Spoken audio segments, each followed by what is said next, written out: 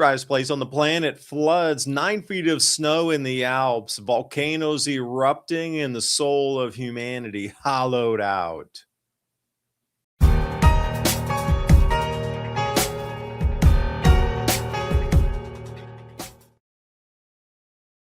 Bringing you over to the Atacama Desert, driest desert that's not a polar desert, as in Antarctica, the driest place. Polar desert on the planet. This is it here. Andes Mountains, not a place you would generally expect. Standing rainfall on the sides of the roads as you're driving through. Does happen sometimes, but not at this level. Record rainfall hitting the desert, water coming through the streets. And area Cibo in Peru also record floods coming through, streets turning into rivers, actually torrents of mud. It's more of a mud event because you can see the dry hills. It's pushing all that debris down with it instead of just a flood. Look at the heights here for you, or I should say depths of the water. Starting to see a lot of this near rooftop submersions. All the continents are experiencing this in unison. So how deep would you approximate that? I would say if the average height of what we understand balconies and doorways, 6 foot plus. Don't know how you escape that on the first floor if that's coming during the middle of the night. Hopefully you would hear some sort of warning from nature. Speaking of, Catamarca in Argentina, twister rolling through the farms there, which is also interesting because it's going into winter. It's not a springtime tornado. It's happening opposite season. And we're going to be coming into the spring. So the wind anomalies across the planet are outrageous this year. You could just see some sort of uptick. That's people are feeling something in the wind. I was out just yesterday trimming up, pruning a bunch of the fruit trees, ones that haven't bloomed out yet. We had some pear trees, some apple trees, and a persimmons, a row of persimmons. And also there was mulberry that wasn't pruned out, and then elderberries was the last one. Sit out there for a good 6-7 hours yesterday. My eyes were so wind burnt. Really wind burned is the best way I could say. Like you feel like you've been at the beach all day. It was a little bit sunny, but I had glasses. Halfway through, I had to switch to sunglasses from safety goggles because it was just something with the wind was incredible. And that just, was just pounding. I can't even say UV, but just something was, the iridescence was a little bit strange. It was almost like it was a fuzzy, like hazy sunlight on a clear day. So anyway, I could feel it yesterday, specifically here in East Tennessee, doing some field work. People across the planet are recording and reporting this kind of strangeness in the wind. And that's the best way I can describe it to you. The way they're trying to put firsthand accounts of it's coming in a different direction. I'm feeling hot and cold in it together. Even though the temperatures are up, I feel the cold in it. You know, it's like two different blends of winds. And I encourage you to look through the reports of winds across the planet. And you would think going into winter that the turbulence, not associated with springtime ferocity, man, they're getting gigantic hail. Southern Hemisphere is just getting pelted with hail, record floods, tornadoes, all these things that you would expect in spring as they're in fall. So what does this spring bring for us? Who knows, but get prepared. This is going to be an interesting one. And if it's not record rainfall, let's talk about record snowfall. 3 meters here for you in France, 9 feet total. The drifts, the full coverage. Austria, Switzerland also experiencing really heavy snowfalls. And for us, another lockdown here in America, millions under road travel bans. This doesn't occur over there as far as, Europe, because they understand it snows every year, you got to get around. But for people and authorities to tell us you can't travel, the rules of money are being rewritten right in front of your eyes. The institutions that control the financial system aren't waiting, warning, or wishing. They're acting. They're buying gold and silver at an unprecedented pace. Seems they're preparing for something. The question is, are you? For nearly a decade, Noble Gold Investments has helped thousands of people protect their wealth with physical gold and silver. As the world shifts to hard assets, the window to act is closing. So let Noble Gold show you how simple it is to protect yourself and your family. While everyone else is reacting to the news, Noble Gold clients are positioned. They understand that when the rules change, you need assets that don't depend on the system. Visit 2030gold.com and download your free wealth protection kit today. That's 2030gold.com. The rules are changing. Make sure you're ready. And the February bonus for new qualified accounts, the 3-ounce American Virtues Independent Silver Round. Again, that's 2030gold.com. Click on that link in the description box below. Okay, if you're prepared and you have a 4-wheel drive and you have emergency gear and you're trying to get somewhere, I think you should be allowed to be on the road myself. Travel ban. Is that a lockdown? Of course it is. It's just a different verbiage for the same exact thing. They're testing the waters. This is the second or third time already this year as we've seen it. You're not allowed to go out. Can't go out. You got to stay in. We're telling you, got to stay in. Where have we heard this before? Oh, yeah, 2022. What up? Returning. Let's go over to Cottonwood Lakes, California.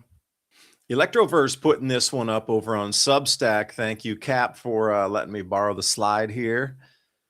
Electroverse bringing it together, all the great information that you won't otherwise seen as well. Banned many a place, website shut down multiple times, and he's still chugging along. Awesome. Give a little love over there. So take a look at the winter snow water equivalent. Now that blue line goes vertical compared to what the median snow is for this particular area. Something unusual, the stair step. Hey, it kind of looks like the interest payments on the E.S.T, doesn't it? Yeah, vertical almost as well. Q3 2025, that's accelerating.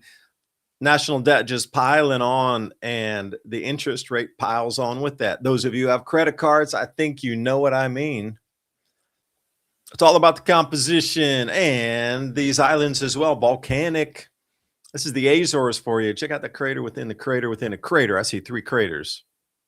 And plus the 2 that are lakes now that had blown out. There's multiple craters inside this crater. It's such an interesting view. Azores for you.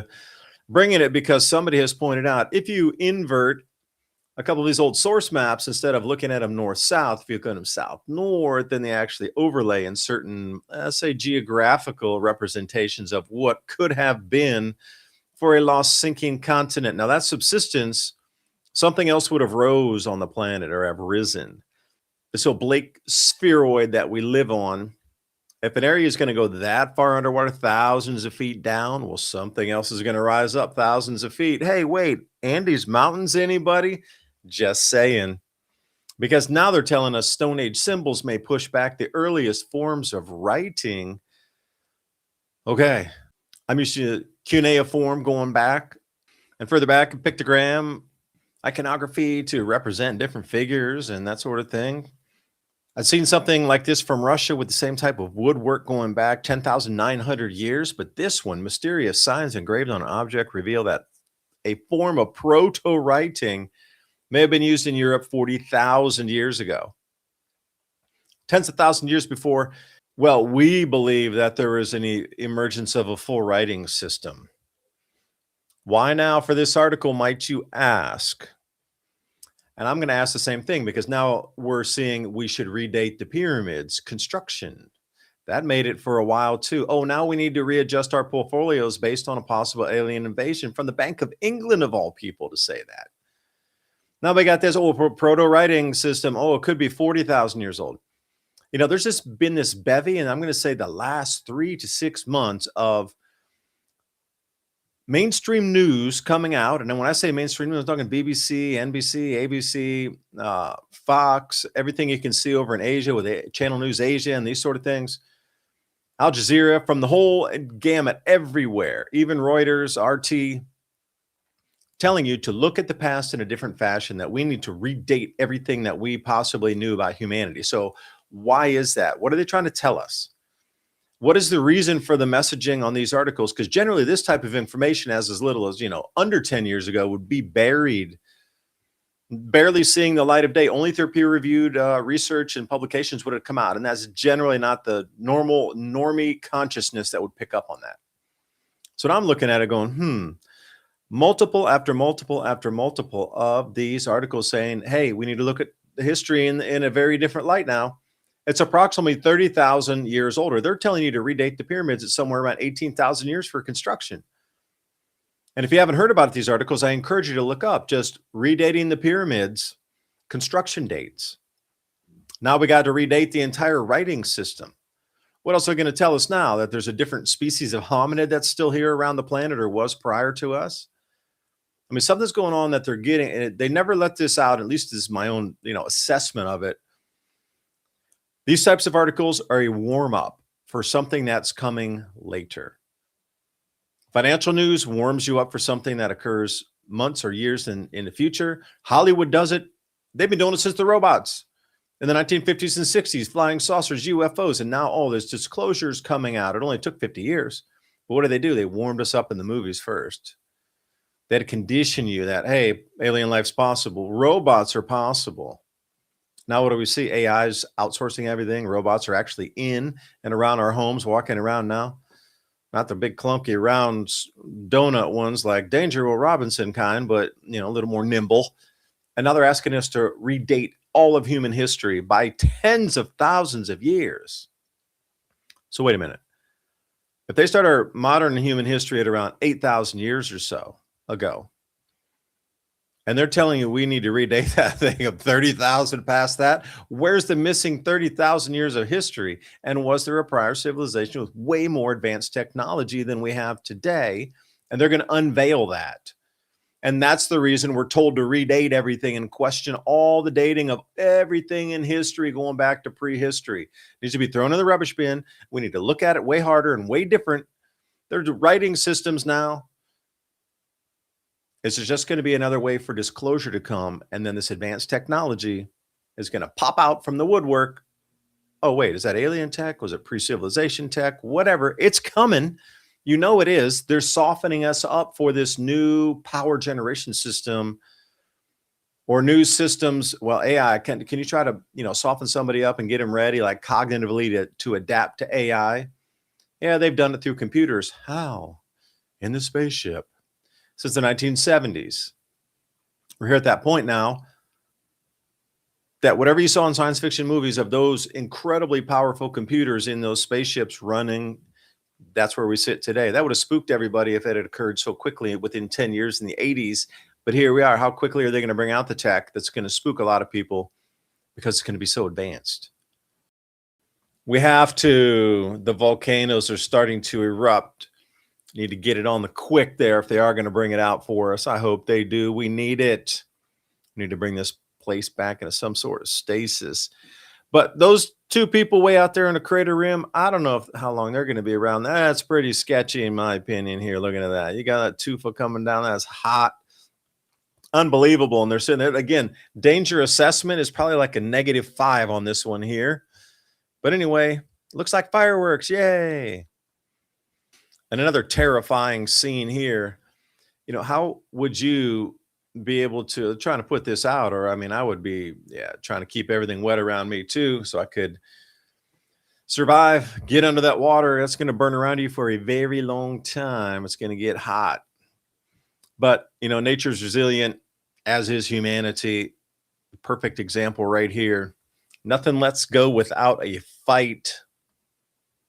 And why I was bringing up the tech earlier, because 1990s covered in insects, 2020, no insects left, 2050, no human drivers left.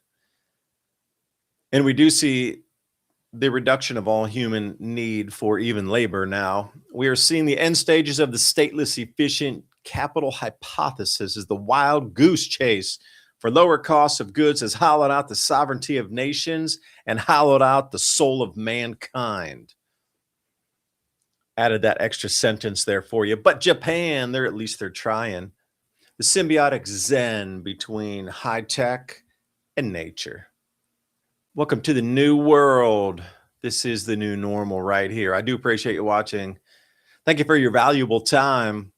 Springtime is in the air. Get your garden on. TrueLeafMarket.com. Heirloom organic seeds for any grow zone on the planet. That link's in the description box below.